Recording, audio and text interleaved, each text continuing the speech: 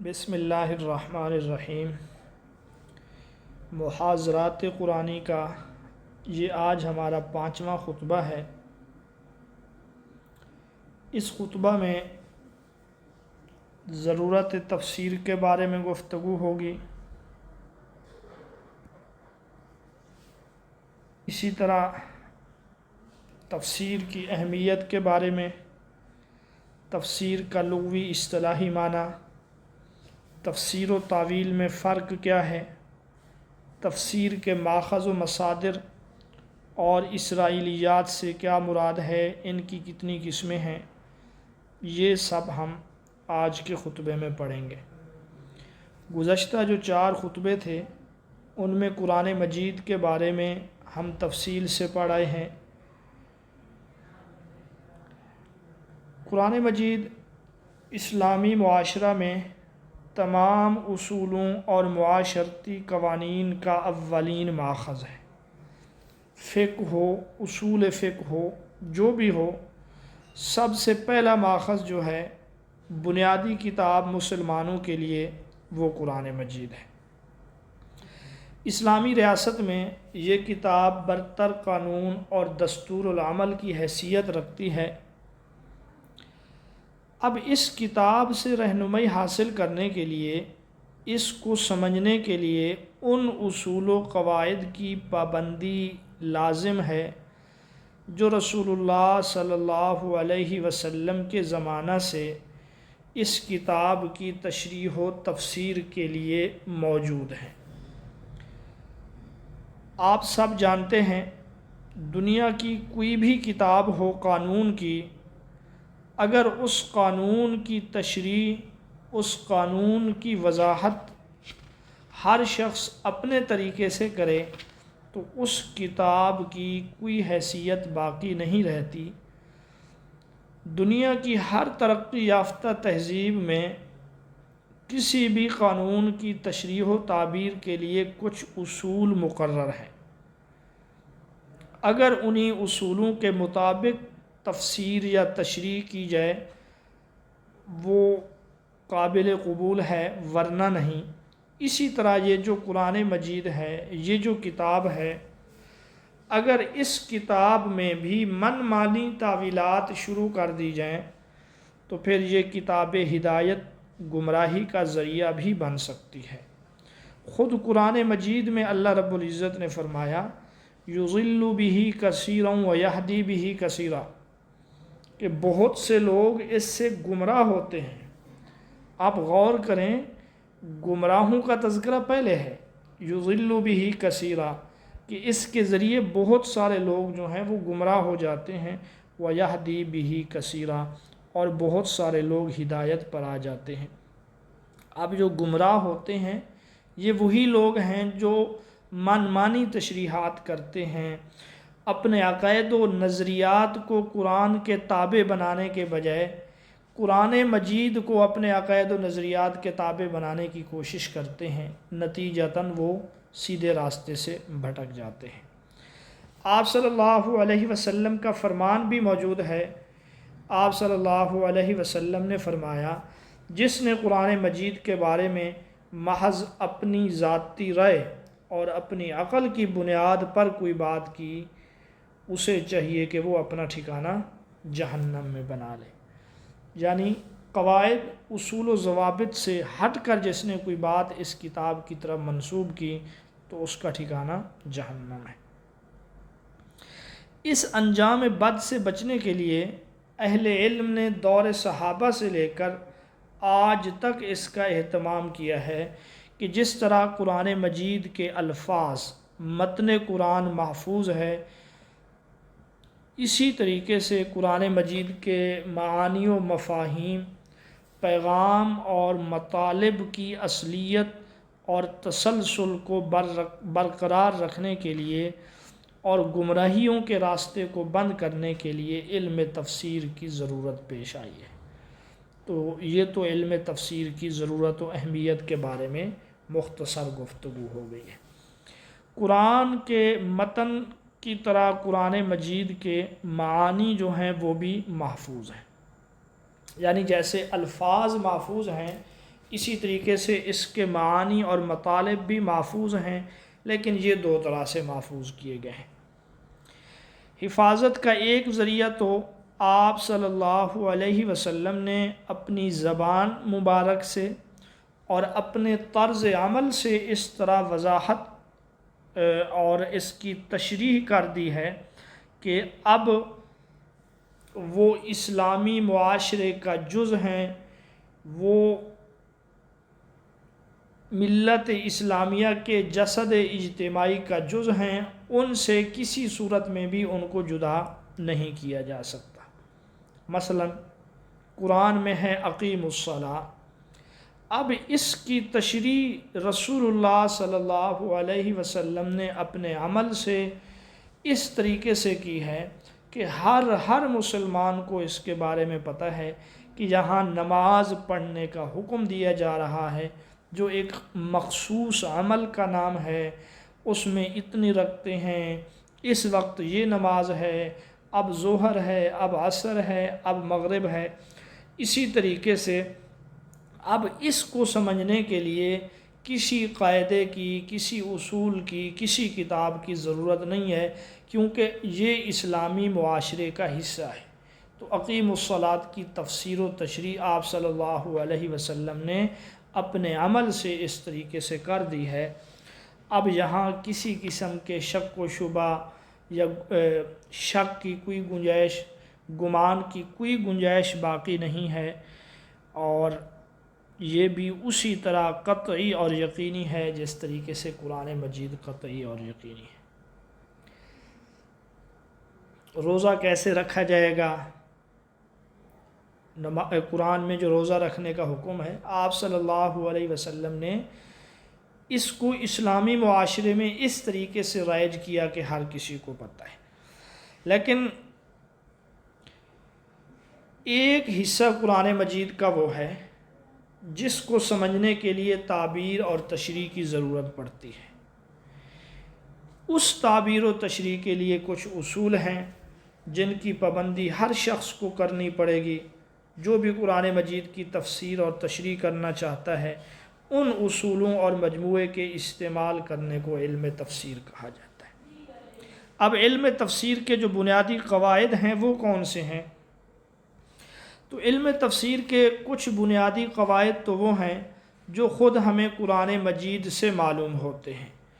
بہت سے قواعد وہ ہیں جو رسول اللہ صلی اللہ علیہ وسلم نے بیان فرما دیے ہیں، اور کچھ قواعد و ضوابط وہ ہیں جو صحابہ نے اپنی غیر معمولی گہری بصیرت، فہم قرآن اور دینی تربیت، فطری ذوق سلیم سے قرآن مجید سے حاصل کر کے ان کو مرتب کیا ہے۔ آج تک جو بھی مفسر ہیں وہ ان اصولوں کی پیروی کرتے آ رہے ہیں۔ اب یہاں پہ ایک سوال ہوتا ہے کہ قرآن مجید کی تفسیر کے اصول بھی واضح ہیں اور آج تک مفسر ان کی پیروی کرتے بھی آ رہے ہیں، اب لازمی بات ہے کہ ان اصولوں کی بنیاد پر بہت سی تفسیریں لکھ دی گئی ہیں، اب نئی تفسیروں کی کیا ضرورت ہے؟ تو اس کا جواب یہ ہے کہ یہ جو سوال کرنے والا ہے ان کو یہ معلوم نہیں کہ قرآن مجید علوم و معارف کا ایک لامتناہی گنجینہ ہے۔ یہ رہتی دنیا تک کے لیے کتاب ہدایت اور دستور العمل ہے۔ اگر اس کتاب میں ہر دور کے لیے رہنمائی کا سامان موجود ہے، جیسا کہ ہمارا دعویٰ ہے اور یقینی طور پہ موجود ہے، تو ہر دور کے اہل علم کا یہ فرض ہے کہ وہ اپنے اپنے دور کے انسانوں کے لیے اس کتاب کی تعبیر و تفسیر کا فرض انجام دیں۔ اور آپ سب جانتے ہیں کہ ہر صدی کے تقاضے الگ ہوتے ہیں، ہر نئی صدی کے تقاضے نئے ہوتے ہیں، تو اسی لیے تفسیر قرآن کی ضرورت بھی ہر وقت موجود ہے۔ جتنا زمانہ گزرے گا گزرتا رہے گا، تفسیر قرآن کی اہمیت کم نہیں ہوگی۔ تو اس گفتگو کا تعلق بھی تفسیر کی ضرورت و اہمیت کے ساتھ ہے۔ اب ہم آتے ہیں تفسیر کا لغوی معنی کیا ہے۔ تو تفسیر کے لغوی معنی ہے تشریح کرنا، وضاحت کرنا۔ اس کا مادہ فا سین را ہے، باب تفعیل سے ہے۔ عربی زبان میں اس کے اصل معنی ہے کسی چیز کو پردوں سے نکال کر یا کھول کر سامنے رکھ دینا۔ اسی طریقے سے جب کوئی گھوڑا اس کو اس کے لوازمات سے، اس کے جو اوپر زین وغیرہ ہے، دیگر کپڑے وغیرہ ہیں، ان سے نکال کر خریدار کے سامنے اصلی شکل میں اس گھوڑے کو پیش کرنا، اس کو تفسیر کہا جاتا ہے۔ اب گویا قرآن مجید کے معانی مطالب کو اس طرح کھول کے بیان کرنا کہ ہر سننے والے کی سمجھ میں آ جائے، ہر پڑھنے والا اس کا مفہوم اور مقصد کو سمجھ جائے، اس علم کو علم تفسیر کہتے ہیں۔ علم تفسیر کی تدوین، اس کی تدوین کب ہوئی؟ تو اس علم کی تدوین پہلی صدی ہجری میں شروع ہو گئی تھی صحابہ کے زمانے سے۔ دوسری صدی ہجری کے اواخر میں اس کی بنیادیں پڑ چکی تھیں اور حدود متعین ہو گئی تھیں۔ پھر جیسے جیسے علم تفسیر کا ارتقاء ہوتا گیا، نئے علوم و فنون بھی پیدا ہوتے گئے۔ تیسری صدی ہجری جو ہے وہ باقاعدہ علم تفسیر کے تدوین کا دور ہے، اور اس میں کئی قسم کی تفسیریں لکھی گئی ہیں، آگے جن کے بارے میں ہم پڑھیں گے۔ علوم القرآن اور علم تفسیر میں کیا فرق ہے؟ ایک لحاظ سے تو یہ دونوں ایک ہی چیز کے دو نام ہیں۔ جن علوم و معارف کو علوم القرآن کہا جاتا ہے، ان سب سے علم تفسیر ہی میں کام لیا جاتا ہے، اس لحاظ سے تو کوئی فرق نہیں ہے۔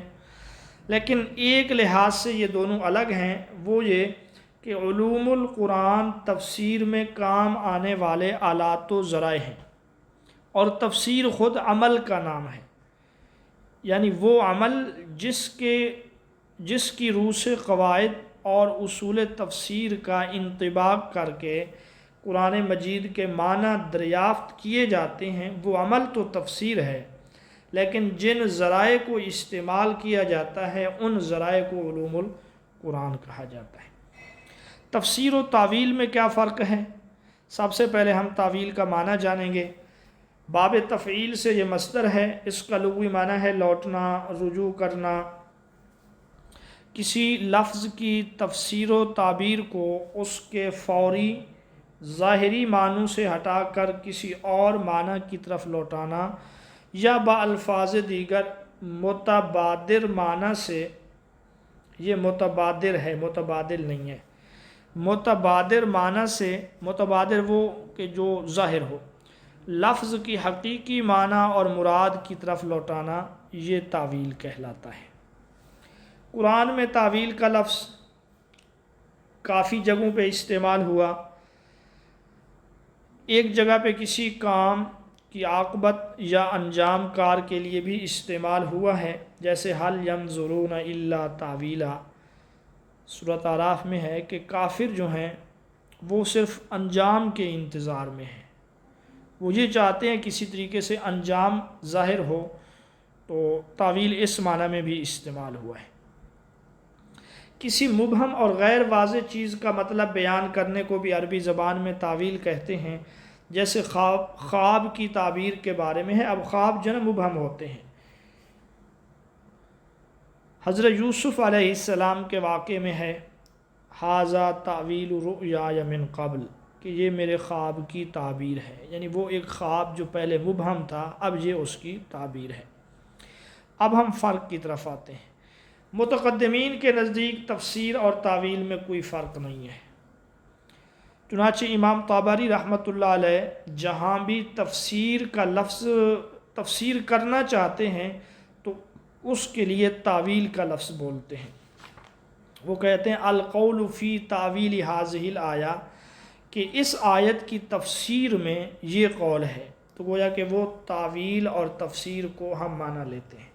متاخرین میں بھی چند علماء ہیں جیسے مولانا حمید الدین فراہی اور مولانا امین احسن اصلاحی یہ بھی تاویل کو تفسیر کا ہم معنی مراد لیتے ہیں، لیکن ان کے علاوہ جو متاخرین ہیں 4 اور 5ویں صدی ہجری کے بعد کے علماء، وہ تفسیر و تاویل کو الگ الگ معنی میں استعمال کرتے ہیں۔ اب وہ الگ معنی کیا ہیں ذرا اس کو دیکھ لیتے ہیں۔ قرآن مجید کی تفسیر پہ عام اصولوں کو منطبق کر کے جو ظاہری مطلب سمجھ میں آئے یہ تفسیر ہے۔ ظاہری جو مطلب ہے کسی آیت سے اس کو تفسیر کہا جائے گا۔ ظاہری معنی سے ہٹ کر کوئی دقیق تر مفہوم لینا یہ تاویل ہے۔ ایک فرق یہ ہے کہ تاویل کی ضرورت متشابہات میں آتی ہے، یعنی کسی متشابہ آیت کی وضاحت کرنا یہ تاویل ہے، جبکہ کسی محکم آیت کی وضاحت کرنا یہ جو ہے تفسیر ہے۔ متشابہ آیت مثلا اللہ کا ہاتھ، اللہ کے ہاتھ سے کیا مراد ہے؟ اس کے ہاتھ ہمارے ہاتھوں کی طرح ہیں، انگلیاں ہیں، کیا ہیں، گوشت پوشت سے ہیں، تو یہاں پہ تاویل کرتے ہیں، اس چیز کو تاویل کہیں گے۔ اچھا، ایک فرق یہ بھی بیان کرتے ہیں کہ قرآن مجید کے الفاظ کی جو تفسیر ہے، جیسے کوئی مشکل لفظ ہو، کوئی نامانوس لفظ ہو، اجنبی لفظ ہو، اس کی وضاحت کرنا، یعنی الفاظ کے وضاحت کو تفسیر کہا جائے گا، جیسا اور الفاظ و کلمات کے معنی کی تشریح کرنا، یعنی پورے جملے کی تشریح کرنا، اس کو تاویل کہا جائے گا۔ یہاں انہوں نے مثال دی ہے، جیسے قرآن مجید میں ہے وَفَاكِهَةً وَأَبًّا، کہ میوے ہیں اور ابا۔ یہ اس کا کیا معنی ہے؟ حضرت عمر رضی اللہ تعالیٰ عنہ نے ایک مرتبہ پوچھا تو ایک صحابی نے کہا کہ یہ جانوروں کے چارہ کو کہا جاتا ہے، یعنی اللہ کی نعمتوں میں سے ایک نعمت یہ ہے کہ زمین سے میوے نکلتے ہیں اور تمہارے لیے چارہ، تمہارے جانوروں کے لیے چارہ نکلتا ہے۔ اب یہ ابا جو ہے یہ غریب القرآن کی مثال بھی ہے۔ اب آپ سے انٹرویو میں پوچھا جائے قرآن سے غریب القرآن کی کوئی مثال دیں تو وَفَاكِهَةً وَأَبًّا آپ مثال میں کہہ سکتے ہیں کہ عام عرب میں اس لفظ کے معنی مشہور نہیں ہیں۔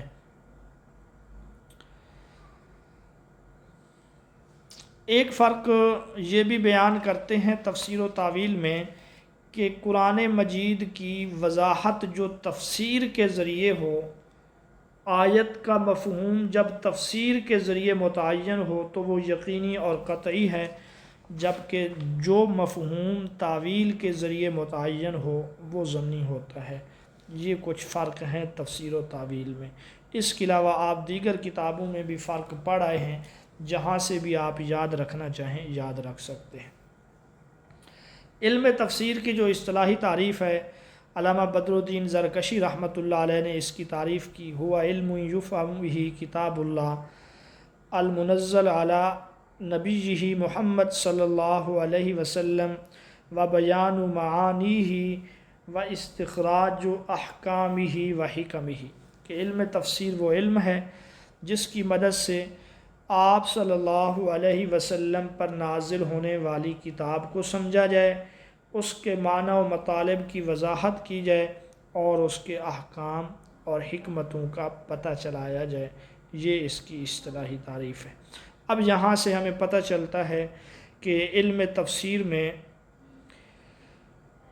قرآن مجید کی آیات کا جو نزول ہے وہ بھی شامل ہے، کون سی آیت کب کہاں کیسے نازل ہوئی، کن کن حالات میں وہ آیات نازل ہوئیں، محکم متشابہ آیات کون سی ہیں، عام اور خاص آیات کون سی ہیں، اسی طریقے سے مکی اور مدنی، قرآن مجید کا متواتر ہونا، یہ سب قرآن تفسیر کی تعریف میں یہ ساری چیزیں جو ہیں شامل ہیں۔ اس کے بعد آپ نے مشہور مفسر صحابہ کا تذکرہ کیا، خلفائے راشدین ہیں، اس کے علاوہ حضرت عبداللہ بن مسعود ہیں، حضرت ابو موسیٰ اشعری ہیں، یہ اشعری کو جو ہے نا درست کر دیں، اور حضرت زید بن ثابت رضی اللہ تعالیٰ عنہ ہیں، عبداللہ بن زبیر ہیں، خواتین میں حضرت عائشہ اور حضرت ام سلمہ رضی اللہ تعالیٰ عنہما ہیں۔ تاہم سب سے زیادہ تفسیری روایات جو ہیں وہ حضرت عبداللہ بن عباس سے مروی ہیں۔ یہ بات یہاں خطبات میں نہیں ہے، یہ ویسے آپ لوگوں کو سمجھانے کے لیے یہ بات کر دی ہے۔ انہوں نے اتنا کہا ہے کہ نسبتاً زیادہ خدمات جو ہیں وہ حضرت عبداللہ بن عباس کی ہیں، تو اس سے آپ سمجھ سکتے ہیں۔ تفسیر کے بنیادی مصادر و ماخذ کون سے ہیں؟ تو آپ نے بتلایا کہ صحابہ نے جب قرآن پاک کی تفسیر کے اصول مرتب کیے تو ان کے سامنے 4 بنیادی ماخذ و مصادر تھے۔ پہلا ماخذ تھا قرآن، دوسرا ماخذ حدیث، اور تیسرا کلام عرب، چوتھا ماخذ جو ہے وہ صحابہ کے اپنے اجتہادات اور فہم و بصیرت پر مبنی تفسیری اقوال۔ آپ نے کچھ ان کی وضاحت بھی کی ہے۔ مثلا پہلا ماخذ جو ہے اس کو تفسیر القرآن بالقرآن بھی کہا جاتا ہے۔ آپ نے اس کے مختلف اسالیب بیان کیے ہیں، ان کو ذرا سمجھ لیں۔ نمبر 1، اجمال کی تفصیل۔ تفسیر القرآن بالقرآن یعنی قرآن مجید کی کسی آیت کی تفسیر کرنا قرآن مجید کی دیگر آیات کی روشنی میں، اس کو تفسیر القرآن بالقرآن کہا جاتا ہے۔ اس کے مختلف اسلوب ہیں اور ایک مشہور جملہ بھی ہے، القرآن یفسر بعضہ بعضا، کہ قرآن مجید کا ایک حصہ اس کے دوسرے حصے کی تشریح و تعبیر کرتا ہے۔ بعض اوقات ایسے ہوتا ہے قرآن مجید میں ایک جگہ پہ کوئی بات مجمل ذکر کی جاتی ہے، دوسری جگہ پہ اس کی تفصیل بیان کر دی جاتی ہے۔ مثال کے طور پہ جیسے ہم نماز میں سورۃ الفاتحہ جب پڑھتے ہیں، دعا کرتے ہیں صراط الذین انعمت علیہم، کہ اے اللہ ہمیں ان لوگوں کے راستے پہ چلا جن پر تو نے انعام کیا۔ وہ کون لوگ ہیں؟ یہاں پہ اس کا تذکرہ نہیں ہے۔ آگے چل کر جب ہم سورۃ النساء کی تلاوت کرتے ہیں تو سورۃ النساء میں اس بات کی وضاحت کی گئی ہے کہ وہ 4 قسم کے لوگ ہیں، انعم اللہ علیہم، جن پر اللہ نے انعام کیا۔ وہ 4 قسم کے لوگ انبیاء ہیں، صدیقین ہیں، شہداء ہیں اور صالحین ہیں۔ اب آپ دیکھیں، ایک جگہ اجمال ہے جو سورۃ الفاتحہ میں ہے، دوسری جگہ پہ اس کی وضاحت ہے۔ آپ نے ایک اور مثال بھی دی، سورۃ البقرہ میں ہے فَتَلَقَّىٰ آدَمُ مِن رَبِّهِ كَلِمَاتٍ فَتَابَ عَلَيْهِ، کہ جب حضرت آدم کو زمین پر اتارا گیا پھر انہوں نے اپنے رب سے کچھ کلمات سیکھے جن کی وجہ سے ان کی توبہ قبول ہوئی، ان کی دعا قبول ہوئی۔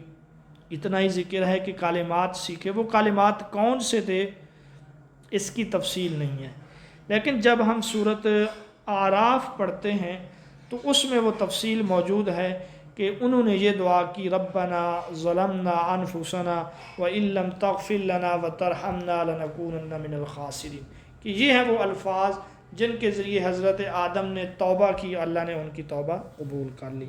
تو تفسیر القرآن بالقرآن کا ایک اسلوب یہ ہے اجمال، اور دوسری جگہ پہ اس کی تفصیل۔ ایک اور اسلوب ہے، وہ ہے مطلق کی تقیید، یعنی قرآن میں ایک جگہ پہ کوئی حکم مطلق ہے، دوسری جگہ پہ اس کو مقید بیان کیا گیا، اس کو کچھ قیود کے ساتھ، کچھ حدود کے ساتھ مخصوص کیا گیا۔ آپ اس کی مثال سمجھیں، قرآن مجید میں کچھ جرائم کے کفارہ میں ایک غلام آزاد کرنے کا ذکر ہے، ایک جگہ پر ہے کہ ایک مومن غلام آزاد کرو، یعنی چند جگہوں پر ہے مطلق کوئی غلام آزاد کرو، جبکہ ایک جگہ پر ہے مومن غلام آزاد کرو۔ تو اب اس مطلق کو وہاں پہ مقید کیا جائے گا کہ یہاں پر بھی مومن غلام آزاد کرنا ضروری ہے کفارہ میں۔ اس کی آپ ایک اور مثال سمجھیں، جیسے قرآن میں ایک جگہ پہ اللہ نے فرمایا کہ خون حرام ہے۔ اب اس سے کوئی بھی خون ہو، اس کی حرمت کا پتہ چلتا ہے، لیکن دوسری جگہ پہ ارشاد ہے دمم مسفوحا، دم مسفوح جو ہے وہ حرام ہے۔ دم مسفوح کہتے ہیں بہتے ہوئے خون کو۔ تو اب یہاں پر بھی ہم مطلق کو مقید کریں گے کہ ہر خون حرام نہیں، بلکہ ذبح کے وقت جو بہتا ہوا خون ہے، جو خون نکلتا ہے، وہ حرام ہے۔ تفسیر القرآن بالقرآن کا ایک اور اسلوب ہے عام کی تخصیص، یعنی ایک جگہ پہ قرآن مجید میں کوئی آیت یا اس کا مفہوم عام ہو جو بہت سے اجزاء یا افراد کو شامل ہو، لیکن دوسری جگہ اس کی تخصیص کر دی گئی ہو، تو اس کو بھی قرآن مجید کا ایک اسلوب کہا جاتا ہے۔ مثال کے طور پہ سورۃ المائدہ میں اللہ نے فرمایا احلت لکم بہیمۃ الانعام، تمہارے لیے جتنے بھی چوپائے ہیں وہ حلال ہیں، الا ما یتلی علیکم، سوائے اس کے جن کی تلاوت کی جائے گی۔ اب وہاں پر کچھ جانوروں کا ذکر ہے جو حرام ہیں، حالانکہ اس کے علاوہ اور بھی کچھ جانور ہیں جو حرام ہیں، تو یہاں پر جو عام حکم ہے دوسری جگہ پہ اس کو خاص کر دیا گیا کہ یہ جانور بھی حلال ہیں، اس کے علاوہ جو جانور ہیں وہ تمہارے لیے حرام ہیں۔ پھر یہاں انہوں نے سورۃ احزاب کی وہ آیت بتلائی، مثلا وہ جانور جو دم گھونٹنے سے مر جائے جس کو کہا جاتا ہے منخنقہ، اور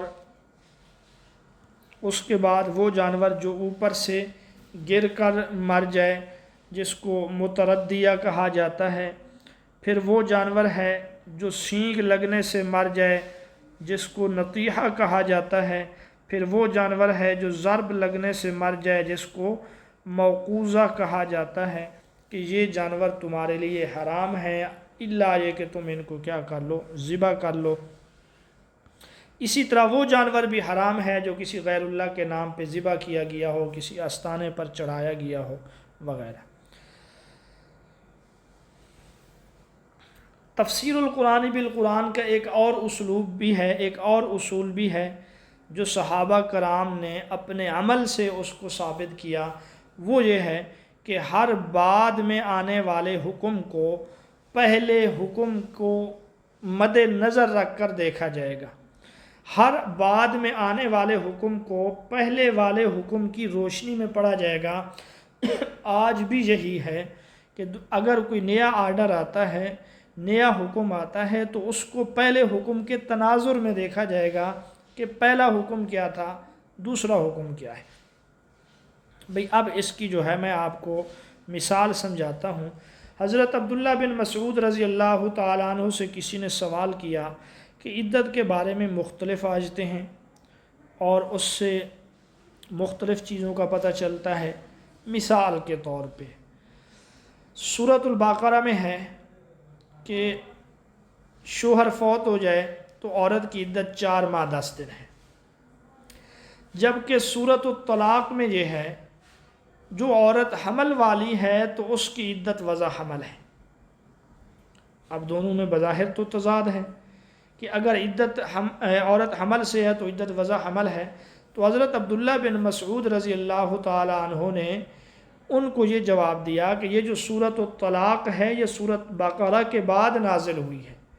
مطلب یہ ہے کہ وہ جو سورۃ البقرہ میں حکم ہے کہ 4 ماہ 10 دن ہے عدت، وہ اس کے لیے ہے جس عورت کو حمل نہ ہو، اور جو عورت حمل سے ہو اس کی عدت وہی ہے جو سورۃ الطلاق میں ہے۔ تو یہ بھی ایک اصول ہے جو صحابہ نے سمجھا ہے۔ ٹھیک ہے جی۔ تفسیر کا جو دوسرا ماخذ ہے وہ ہے سنت رسول، تفسیر القرآن بالحدیث جس کو ہم کہتے ہیں، جس کو ہم تفسیر القرآن بالسنہ کہتے ہیں۔ رسول اللہ صلی اللہ علیہ وسلم کے فرائض منصبی میں یہ بات شامل تھی کہ آپ اس کلام کی وضاحت کریں گے لوگوں کے سامنے، لِتُبَيِّنَ لِلنَّاسِ مَا نُزِّلَ إِلَيْهِمْ، کہ جو آپ کی طرف اتارا گیا آپ اس کو بیان کریں گے۔ چنانچہ آپ صلی اللہ علیہ وسلم سے جب بھی کسی صحابی نے کسی آیت کے بارے میں سوال کیا، آپ صلی اللہ علیہ وسلم نے اس کا جواب دیا۔ قرآن میں کوئی چیز مجمل تھی، آپ صلی اللہ علیہ وسلم نے اس کی تفصیل بیان کر دی۔ قرآن میں کوئی چیز عام تھی، آپ صلی اللہ علیہ وسلم نے اس کی تخصیص کر دی۔ 2-3 مثالیں ہم یہاں پہ دیکھیں گے۔ مثلا سورۃ الفاتحہ میں جو ہے غیر المغضوب علیہم ولا الضالین، کہ ان لوگوں کے راستے پہ نہ چلا جن پر تیرا غضب ہوا، نہ ان لوگوں کے راستے پہ جو گمراہ ہوئے۔ کون لوگ ہیں مغضوب علیہم، کون لوگ ہیں ضالین؟ تو خود رسول اللہ صلی اللہ علیہ وسلم نے وضاحت کی کہ مغضوب سے مراد یہودی ہیں اور ضالین سے مراد کیا ہیں؟ نصارہ ہیں۔ اسی طرح ایک اور مثال قرآن مجید کی ایک آیت ہے سورۃ الانعام کی، جس کا ترجمہ یہ ہے، پہلے آیت سن لیں، الذین آمنوا ولم یلبسوا ایمانہم بظلم اولئک لہم الامن وہم مہتدون، کہ جو لوگ ایمان لائے اور ان کا ایمان کسی معمولی سے بھی ظلم سے ملوث نہیں ہوا، وہی لوگ ہیں امان میں ہوں گے، وہی لوگ ہدایت یافتہ ہیں۔ یعنی ایمان کے بعد ان سے کوئی ظلم نہیں ہوا، معمولی سے معمولی گناہ بھی ہو جائے نا، عربی ادب میں اس کو ظلم کہا جا سکتا ہے۔ وہ صحابی بڑے پریشان ہوئے، عبداللہ بن مسعود ہیں وہ صحابی، کوئی معمولی صحابی نہیں ہے، یا رسول اللہ چھوٹے موٹے گناہ تو ہم سے ہو جاتے ہیں، کون ایسا شخص ہے جس سے کبھی ظلم نہ ہوا ہو؟ تو رسول اللہ صلی اللہ علیہ وسلم نے ان کی اس پریشانی کو دیکھ کر فرمایا کہ یہاں ظلم سے ہر ظلم مراد نہیں ہے، بلکہ یہاں ظلم سے مراد شرک ہے، یعنی جو ایمان لانے کے بعد مشرک نہیں ہوئے، ایمان کی حالت میں تھے، ایمان کی حالت میں رہے، وہ ہدایت والے ہیں، وہ امن والے ہیں، اگرچہ ان سے چھوٹے موٹے گناہ ہو بھی جائیں۔ تو رسول اللہ نے ظلم کی وضاحت کی ہے کہ ظلم سے مراد شرک ہے، تو یہ تفسیر القرآن بالسنہ کی مثال ہے، یا تفسیر القرآن بالحدیث کی مثال ہے۔ تفسیر قرآن کا ایک بہت بڑا حصہ وہ ہے جو امت کے اجتماعی طرز عمل کے ذریعے ہم تک پہنچا ہے، یعنی رسول اللہ نے عمل کر کے دکھایا، صحابہ نے عمل کیا، اور پھر تابعین نے عمل کیا، وہ اس طریقے سے ہم تک پہنچا ہے۔ یہ بھی تفسیر القرآن بالحدیث ہی ہے، کیونکہ رسول اللہ نے عمل کے ساتھ اس کی تشریح کی ہے، جیسے نمازیں 5 ہیں، نمازوں کی رکعتیں، روزے، زکوٰۃ وغیرہ، یہ وہ تمام تفصیلات ہیں جو ہم تک اس امت کے اجتماعی طرز عمل کے ذریعے پہنچی۔ تفسیر القرآن بالحدیث کی ایک اور مثال سورۃ المائدہ میں جو حد سرقہ ہے، السارق والسارقۃ فاقطعوا ایدیہما، ایدی کا لفظ جمع کا صیغہ ہے، بظاہر یہ پتہ چلتا ہے کہ چور کے دونوں ہاتھ کاٹ دیے جائیں، لیکن رسول اللہ صلی اللہ علیہ وسلم نے فرمایا کہ اس کا دایاں ہاتھ کاٹا جائے گا۔ یہ بھی تفسیر القرآن بالحدیث کی ایک مثال ہے۔ تفسیر کا جو تیسرا ماخذ ہے نا، کلام عرب، اس کو ذرا آپ سمجھیں تو کلام عرب سے مراد جاہلیت کا وہ ادبی ذخیرہ ہے جو اسلام سے پہلے اور ابتدائے اسلام میں عام دستیاب تھا، موجود تھا۔ قرآن مجید یہ قریش کی معیاری عربی زبان میں نازل ہوا ہے، فصاحت و بلاغت کے اس معیار پر فیض ہے کہ لوگ اس جیسا کلام نہیں لا سکے، اور خود رسول اللہ صلی اللہ علیہ وسلم نے بھی ارشاد فرمایا، انا افصح العرب، کہ میں عرب میں سب سے زیادہ فصیح ہوں۔ اب جو کلام عرب ہے، قرآن کے فصاحت و بلاغت کو سمجھنے کے لیے، اس فصاحت و بلاغت کے نقطوں کو سمجھنے کے لیے کلام عرب کو سمجھنا ضروری ہے، کیونکہ قرآن عربی زبان میں نازل ہوا ہے، اور ہمیں صحابہ سے کئی مثالیں ملتی ہیں کہ جنہوں نے قرآن مجید کو سمجھنے کے لیے عربی ادب سے، کلام عرب سے بھرپور فائدہ اٹھایا ہے۔ ان میں حضرت عمر فاروق رضی اللہ تعالیٰ عنہ سب سے نمایاں ہیں، جاہلی ادب کا آپ کو بڑا شوق تھا، اور حضرت علی رضی اللہ تعالیٰ عنہ ہیں، حضرت عبداللہ بن عباس ہیں، حضرت عائشہ رضی اللہ تعالیٰ عنہ ہیں۔ یہ کلام عرب سے قرآن مجید کی تفسیر کیا کرتے تھے، قرآن مجید کی تفسیر کرتے ہوئے کلام عرب سے حوالے دیتے تھے۔ اب یہاں ہم 2-4 مثالیں دیکھیں گے۔ ایک شخص ہے نافع بن ازرق خارجی، پہلے ہم پڑھائے ہیں، خارجیوں کے فرقہ ازارقہ کا یہ بانی تھا۔ یہ ایک دفعہ حرم پاک میں آیا، حضرت عبداللہ بن مسعود کا مدرسہ تفسیری مکتب بھی حرم پاک میں تھا۔ جب وہاں لوگوں کا ہجوم اس نے دیکھا، اس کے ساتھ 2 اور خالص دیہاتی جو اس عربی ادب کو جاننے والے تھے وہ بھی ساتھ تھے، تو انہوں نے، خارجی جو آپ جانتے نا اپنے سوا تو کسی کو سمجھتے ہی کچھ نہیں تھے، تو انہوں نے کہا کہ ان کو شرمندہ کرنے کے لیے آج کچھ سوالات پوچھیں گے، یہ اپنے شاگردوں کے سامنے جواب نہیں دیں گے تو ہماری جو ہے ان کے اوپر دھاگ بیٹھ جائے گی۔ چنانچہ وہ حضرت عبداللہ بن عباس کے پاس آئے اور یہ کہا کہ ہم آپ سے قرآن کے بارے میں سوال پوچھیں گے، لیکن یہ ہے کہ آپ اس کی تفسیر بھی کریں اور پھر کلام عرب سے تائید بھی پیش کریں، یعنی ہر تفسیر کا حوالہ آپ کلام عرب سے دیں۔ چنانچہ انہوں نے کچھ سوالات کیے، 1-2 سوالات یہاں پہ آپ سن لیں۔ سورۃ الواقعہ کی آیت ہے، عن الیمین و عن الشمال عزین۔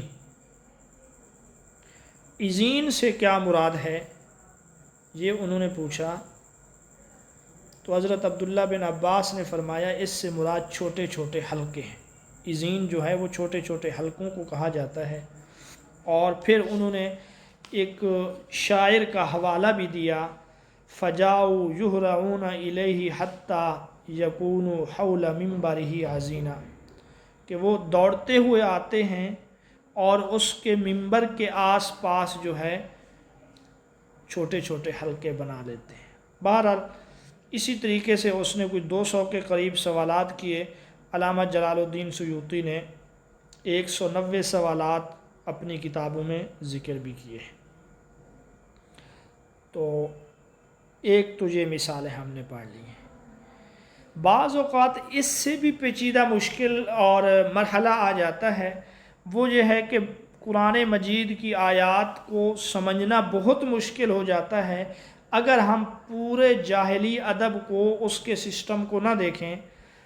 اس کی جو مثال ہے وہ یہ ہے کہ سورۃ التوبہ میں اللہ نے فرمایا مہینوں کی تعداد 12 ہے، جن میں سے 4 مہینے حرمت والے ہیں۔ پھر آگے فرمایا نسی جو ہے یہ کفر میں زیادتی ہے، انما النسیء زیادۃ فی الکفر۔ اب یہ نسی کیا ہے، آپ سے انٹرویو میں بھی یہ سوال پوچھا جا سکتا ہے، اور کفر میں زیادتی اس سے کیا مراد ہے؟ اب اس آیت کو تب تک سمجھنا ممکن نہیں ہے جب جاہلیت کے پورے بیک گراؤنڈ کو نہ دیکھا جائے۔ چنانچہ اس کی جو تفصیل ہے وہ یہ ہے کہ زمانہ جاہلیت میں جو لوگ تھے انہوں نے یہ بات طے کر لی تھی کہ 4 مہینوں میں ہم ایک دوسرے کے ساتھ لڑائی نہیں کریں گے۔ وہ جو 4 مہینے حرمت والے ہیں، کیونکہ لوگ حج کے لیے آتے ہیں، رجب میں عمرہ کے لیے آتے ہیں، اس کے علاوہ جس کو جہاں پہ موقع ملے وہ ایک دوسرے کے اوپر لڑائی بھی کریں گے، جو قتل و غارت بھی کریں گے وغیرہ۔ اب اس طریقے سے گویا کہ عملی طور پہ 4 مہینوں کو حرمت والا قرار دے کر بقیہ 8 مہینوں میں انہوں نے یہ کہا کہ وہ ایک دوسرے کے خلاف خوب لڑیں گے۔ بعض اوقات کیا ہوتا تھا کہ عرب کے جو با اثر قبائل تھے، جن کا پورے عرب پہ دھاک تھا، بسا اوقات جب ان کو پتہ چلتا کہ ان کے آس پاس کوئی طاقتور قبیلہ موجود ہے، بہت بڑا قافلہ موجود ہے جس میں مال و دولت اور دیگر چیزیں ہیں، اب ان کے سامنے 2 مجبوریاں ہوتی تھیں۔ ایک یہ کہ حرمت والے مہینے ہیں، اور ایک یہ کہ مال کو بھی لوٹنا ہے، بڑا قیمتی مال ہے وہ۔ تو اب وہ کیا کرتے تھے، اب وہ حرمت والا مہینہ شروع ہو رہا ہوتا تو کہتے تھے کہ ابھی تک حرمت والا مہینہ شروع نہیں ہوا، بلکہ یہ مہینہ 40 دن کا ہو گیا ہے۔ اور بعض اوقات ایسے ہوتا تھا کہ ایسا مہینہ چل رہا تھا کہ جو حرمت والا نہیں ہے، لیکن ان کو شکست ہو رہی ہوتی تھی تو کہتے تھے کہ یہ مہینہ 20 دن کا ہو گیا، لہذا حرمت والا مہینہ شروع، لڑائی ختم۔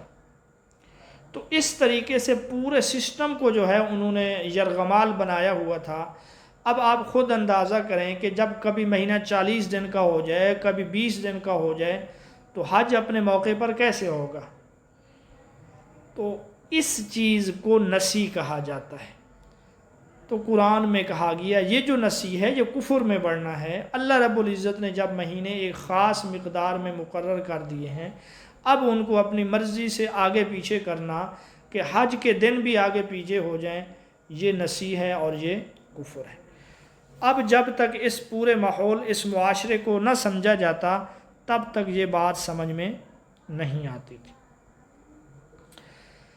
اسی طرح جو ہے اس کی ایک اور مثال، جیسے سورۃ القریش میں اللہ نے فرمایا کہ قریش مانوس ہو گئے اور وہ رحلۃ الشتاء والصیف، کہ گرمی اور سردی کے رحلہ اور سفر کے لیے مانوس ہو گئے۔ ان کو چاہیے کہ وہ اس گھر کے رب کی عبادت کریں۔ اب یہ جو رحلۃ الشتاء والصیف ہے، یہ جو دو سفر ہیں، اس سے کیا مراد ہے؟ اس کو سمجھنے کے لیے پورا ایک پس منظر سمجھنا پڑے گا۔ اور گزشتہ جو ابھی ہم نے بات کی ہے کہ اہل عرب ایک دوسرے پر حملہ کرتے تھے، لیکن قریش اس حملوں سے بچے رہتے تھے۔ قریش اس حملوں سے کیوں بچے ہوئے تھے؟ اس کی وجہ یہ تھی کہ لوگوں نے اتفاق کر لیا کہ یہ بیت اللہ کے مجاور ہیں، بیت اللہ کے میزبان ہیں، لہٰذا ان کے اوپر ہم حملہ نہیں کریں گے۔ تو اللہ نے ان کو احسان یاد دلایا کہ تم جو گرمی اور سردی میں سفر کرتے ہو، وہ اس گھر کی برکت کی وجہ سے مامون و محفوظ ہو کر سفر کرتے ہو، لہٰذا تمہیں چاہیے کہ فَلْيَعْبُدُوا رَبَّ هَٰذَا الْبَيْتِ۔ تو اگر اس پس منظر کو نہ دیکھا جائے تو یہ بات سمجھ میں نہیں آتی کہ ان دونوں کا آپس میں تعلق کیا ہے۔ دوسری بات، آپ نے یقیناً سیرت میں پڑھا ہے کہ رسول اللہ کے جو دادا تھے ہاشم، جن کا اصل نام عامر تھا، انہوں نے یہ تجارتی سفر کا آغاز کیا تھا۔ بڑے اثر و رسوخ والے تھے۔ ملک شام میں جو قیصر روم تھا، اپنے اثر و رسوخ کی وجہ سے ان سے بھی اس نے اجازت لی کہ ہمارا جو قافلہ آئے گا اس کو پروٹوکول دیا جائے گا اور اس کی حفاظت کی جائے گی۔ اور ملک شام کی طرف یہ لوگ جاتے تھے گرمیوں میں، کیونکہ ملک شام ٹھنڈا علاقہ تھا۔ اسی طریقے سے ہاشم نے جو یمن کا علاقہ ہے وہاں پر بھی اپنا اثر و رسوخ استعمال کر کے ان سے بھی آزادانہ تجارت کا پروانہ لے لیا تھا کہ ہمارے جو قبائل قریش کے آئیں گے ان کو تم کچھ نہیں کہو گے۔ چونکہ یمن گرم علاقہ تھا تو قریش سردیوں میں یمن کی طرف جاتے تھے۔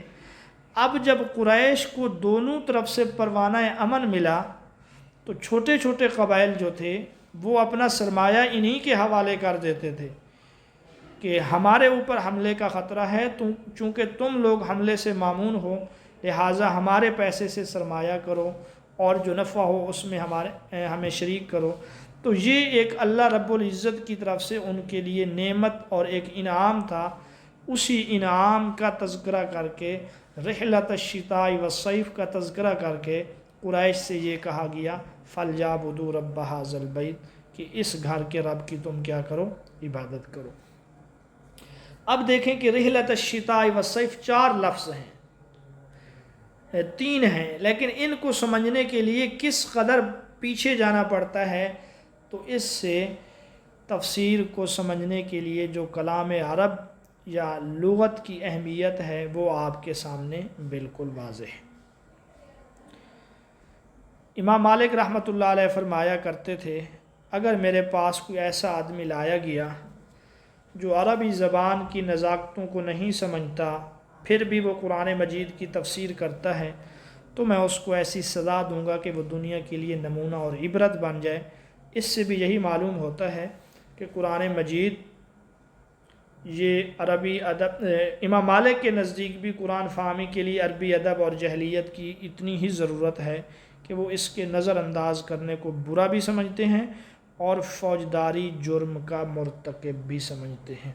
اور بھی کافی ساری انہوں نے مثالیں دی ہیں۔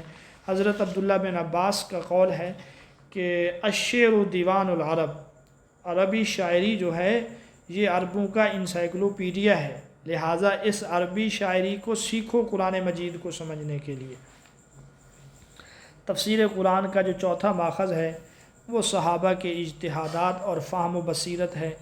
اس کی ایک مثال، جب سورۃ النصر نازل ہوئی صحابہ خوش ہو رہے تھے کہ دین کی تکمیل ہو گئی، لوگ فوج در فوج اسلام میں داخل ہو رہے ہیں، لیکن حضرت صدیق اکبر رونے لگے کہ رسول اللہ کو اب استغفار کا ذکر ہے، حکم ہے تسبیح کا، یہ اشارہ ہے کہ آپ اب دنیا سے تشریف لے جانے والے ہیں، تو وہ اس جدائی میں رونے لگے۔ یہ ان کا اجتہاد تھا، باقی صحابہ بصیرت کے اس مقام تک نہیں پہنچ سکے۔ اسی طرح حجۃ الوداع کے موقع پہ جب تکمیل دین والی آیت نازل ہوئی، حضرت عمر رضی اللہ تعالیٰ عنہ رونے لگے کہ رسول اللہ کے وفات کی طرف اشارہ ہے کہ جس مقصد کے لیے بھیجا گیا اس مقصد کی تکمیل ہو گئی، لہٰذا رسول اللہ اب اللہ رب العزت کے پاس چلے جائیں گے۔ چنانچہ اس آیت کے نزول کے 81 دن بعد رسول اللہ دنیا سے تشریف لے گئے۔ اور حضرت عمر رضی اللہ تعالیٰ عنہ کی فہم و بصیرت کا آپ اس بات سے بھی اندازہ لگائیں کہ قرآن مجید میں کم از کم 17 مقامات پر آیات حضرت عمر کی موافقت میں نازل ہوئی ہیں۔ آج کے خطبے کے آخر میں آپ نے اسرائیلیات کا تذکرہ بھی کیا کہ اسرائیلیات اس سے مراد وہ روایات ہیں جو یہود و نصارہ کے مذہبی ادب سے لیے گئے ہیں۔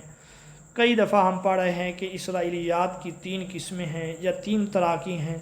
کچھ تو وہ ہیں جن کی تائید قرآن و سنت سے ہے، یعنی قرآن سنت نے ان کی تائید کی ہے، جیسے موسیٰ علیہ السلام کا دریا پار ہونا، فرعون کا غرق ہونا، تو ان کی ہم تصدیق کریں گے۔ کچھ روایات وہ ہیں کہ قرآن و حدیث نہ ان کی تصدیق کرتے ہیں نہ تکذیب، ان کے بارے میں رسول اللہ نے فرمایا لا تصدقوہم ولا تکذبوہم، نہ ان کی تصدیق کرو نہ ان کی تردید کرو۔ اسرائیلیات کی جو تیسری قسم ہے وہ یہ ہے کہ جو ظاہری طور پہ قرآن و سنت سے متعارض ہیں تو یہ ناقابل قبول اور مردود ہیں، ان کو آگے روایت کرنا بھی درست نہیں ہے۔ ترجمہ قرآن، آخر میں آپ نے یہ کہا کہ جس طرح تفسیر کے لیے کچھ اصول و ضوابط ہیں، ترجمہ بھی تفسیر کی طرح ہی ہے، اور یہ ترجمہ کرنا بھی کوئی آسان کام نہیں ہے، بلکہ جب تک قرآن کے مضامین پر گرفت نہ ہو براہ راست کسی آدمی کا ترجمہ کے لیے قدم اٹھانا یہ بہت مشکل کام ہے، بلکہ یہ ایک جرأت اور جسارت ہے۔ تو ترجمہ کے لیے ضروری ہے کہ اسے خود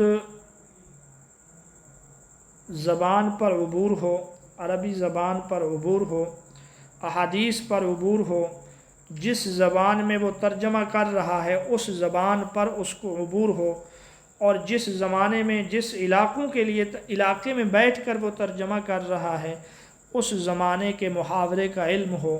یہ 4 چیزیں ضروری ہیں، تب وہ شخص ترجمہ کر سکتا ہے، ورنہ نہیں کر سکتا۔ پھر آپ نے مثال دی ہے کہ 3 لفظ ہیں، 3 صیغے ہیں، ناظرہ، رعا، بصرہ۔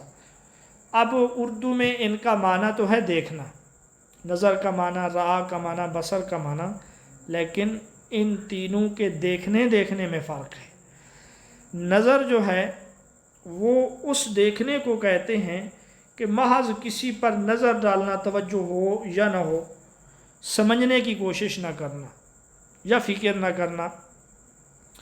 جبکہ جو بصر ہے، بصر اس دیکھنے کو کہتے ہیں جس میں دیکھنا بھی ہو، سمجھنا بھی ہو، تسلیم کرنا بھی ہو۔ اور جو رعا ہے اس میں 2 مرحلے ہیں، دیکھنا اور سمجھنا۔ تو تو گویا کہ نظر کا معنی صرف دیکھنا، رعا کا معنی دیکھنا اور سمجھنا، اور پھر بصر کا معنی ہے دیکھنا سمجھنا پھر اس کو تسلیم کرنا۔ تو ظاہری طور پہ تو ایک ہی معنی ہے، لیکن ان کے ترجمے میں فرق ہے، لہٰذا جب تک اس کو عربی زبان پر گرفت نہ ہو ترجمہ کرنا درست نہیں ہے۔ اس خطبے کے معروضی سوالات بالکل آسان اور چند ایک سوالات ہیں۔ خوابوں کا علم حضرت یوسف علیہ السلام کو دیا گیا، تعویل کا لفظ آیا تھا۔ حضرت موسیٰ اور حضرت خضر کے واقعہ کا ذکر جو ہے یہ سورۃ کہف میں ہے۔ اس کا تذکرہ کہاں پہ ہوا تھا یہ بھی دیکھ لیں۔